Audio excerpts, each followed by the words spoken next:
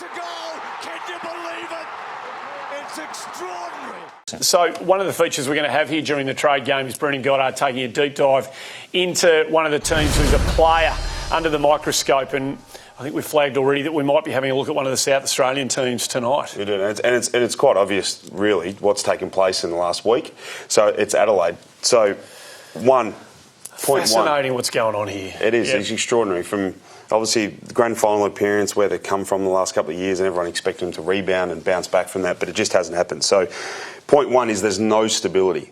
So if I'm a player, if I'm either playing for Adelaide currently, or if I'm in discussions with Adelaide about potentially coming there, and one of them is Brodie Grundy, we just touched on, I've got no stability. I've got no senior coach, and there seems to be a lack of stability behind the scenes in the footy department, coaching staff. So that's not very appealing for me on either point. So players still playing for the Crows or potentially going there. Point two is there's no currency in the players now wanting to leave. So we look at the players, and the average age is about 28 out of these potential guys. Yep. Josh Jenkins, Alice Yeoman, Sam Jacobs, Eddie Betts, Alex Keith, and only recently today Hugh Greenwood, which was under a question mark, has now come out and said it looks more than likely to go to Gold Coast. And then there's the big question mark around Brad Crouch. So their perspective, we're sort of spitballing what they might be able to get for these players in the trade, as a trade. So you can argue the merits of, which round we've attached to those players. For example, Eddie Betts, if you believe what people are saying, it's going to be Carlton's sixth round that they'll take for Betts if the money situation can be sorted out. So you can argue about that all you like in terms of what they're actually worth. So the average age of that group is 28 and a half. Yep. So what they are losing now is a lot of experience. So Rob Chapman, the chairman at Adelaide Crows, come out and firmly said that they're not going down a rebuild path.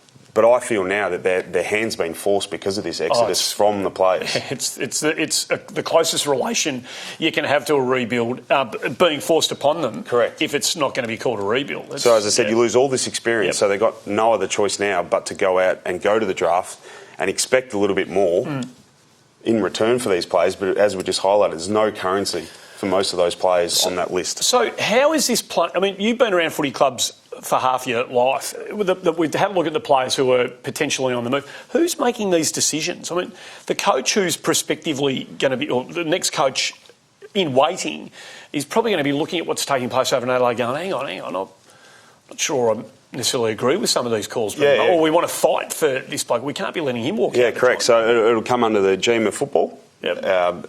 Potentially it may come under the board, chairman, CEO, but really the list management team now. So a lot of trust and onus has been put on those individuals without a senior coach. So I'm not sure whether they do have potentially an assistant coach that knows the players well, that are offering the advice and saying, no, well, I think he's worth keeping. Brad Crouch, for instance, no, we need to keep him.